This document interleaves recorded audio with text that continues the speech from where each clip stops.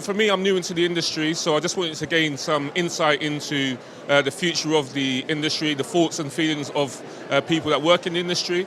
So it's been very interesting so far, listening to Alistair Campbell and also Stephen Phipson.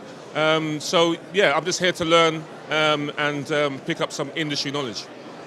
Yeah, so as one of the leaders in the Drives and Controls event, one of the pieces that we're trying to bring in is the more educational piece and attract people from industries or backgrounds that wouldn't normally look into this type of industry. And being from a Caribbean background, my grandparents and some of my parents as well, came over as part of the original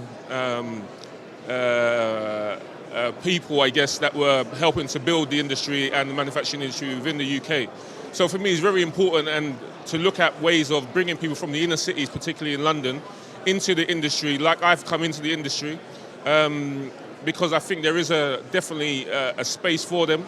And if they can pick up these skills and see people like myself in the industry, I think it'd be very beneficial and it'd be very impactful on them to be able to join such an industry and pick up, good skills.